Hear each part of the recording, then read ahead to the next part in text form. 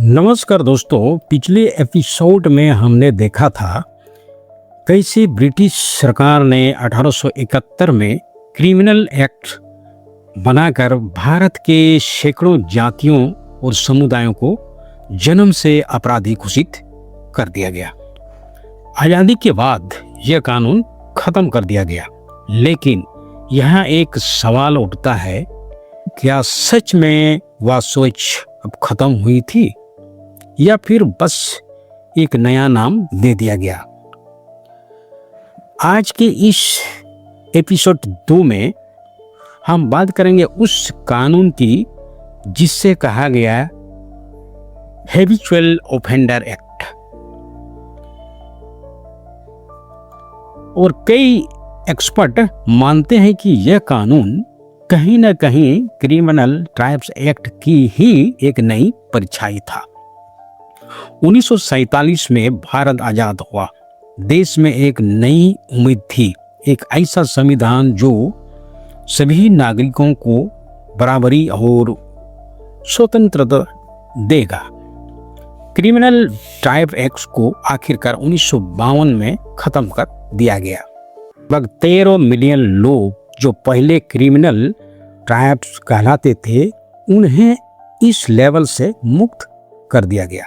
लेकिन समस्या यह थी कि दशकों से समाज और प्रशासन के मन में यह धारणा बैठ चुकी थी कि ये समुदाय अपराध से जुड़े हैं, और यही डर सरकार को एक नए कानून की ओर ले गया।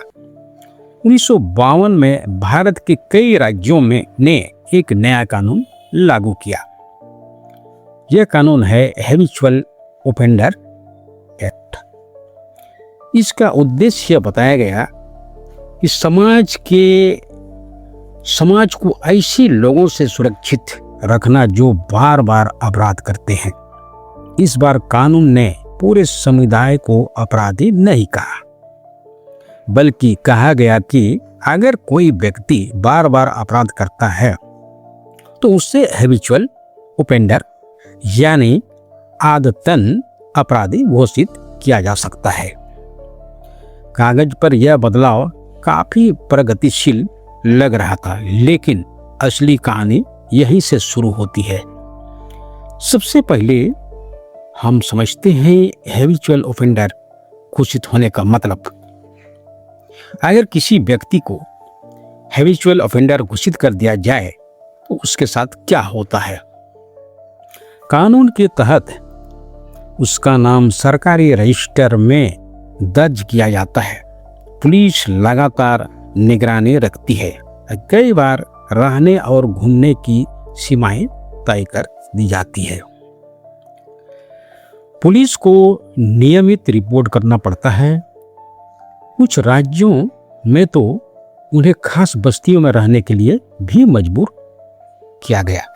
यानी आजादी के बाद भी कई लोगों के लिए जीवन एक तरह की निगरानी में ही बीतता रहा।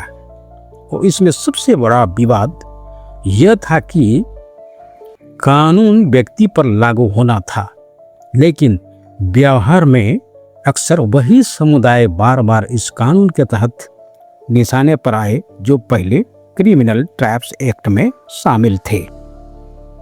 यानी नाम बदल गया, लेकिन सामाजिक कलंक नहीं बदला।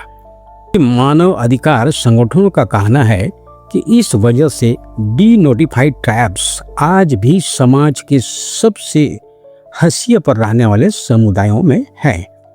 सिर्फ भारत में ही नहीं, बल्कि अंतर्राष्ट्रीय स्तर पर भी इन कानूनों की आलोचनाएं हुई। 2007 में संयुक्त राष्ट्र की एक समिति ने कहा कि हैबिचुअल ऑफेंडर एक्ट दरअसल पुराने क्रिमिनल ट्राइब्स एक्ट से ही काफी हद तक प्रेरित है, और यह कई समुदायों को अब भी कलंकित करता है। हाल के वर्षों में भारत की सुप्रीम कोर्ट ने भी इन कानूनों पर चिंता जताई। कोर्ट ने कहा किसी पूरे समुदायों को अपराधी समझने की सोच संवैधानिक मूल्यों के खिलाफ है, और राज्यों से पूछा गया कि क्या इन की अब भी वास्तव में जरूरत है? आज भी भारत के कई राज्यों में हैबिचुअल ऑफेंडर्स कानून मौजूद है, हालांकि कई जगह इनका इस्तेमाल बहुत कम हो चुका है। लेकिन डी नोटिफाइड ट्राइब्स के अधिकारों के लिए काम करने वाले लोग अब भी कहते हैं कि जब तक यह कानून पूरी तरह खत्म नहीं होता तब तक इतिहास की यह छाया बनी रहेगी। क्रिमिनल ट्राइब्स एक्ट ने पूरे समुदायों को अपराधी बना दिया। हैबिचुअल ऑफेंडर एक्ट ने कहा कि अब सिर्फ व्यक्ति जिम्मेदार होगा, लेकिन असली सवाल आज भी वही है, क्या भारत सच में उस औपनिवेशिक सोच से बाहर आ चुका है या फिर कानून बदल गए हैं? लेकिन नजरिया अब भी वही है। इस पर अपना राय जरूर बताइए और कमेंट्स में जरूर लिखिए। तब तक धन्यवाद सबको।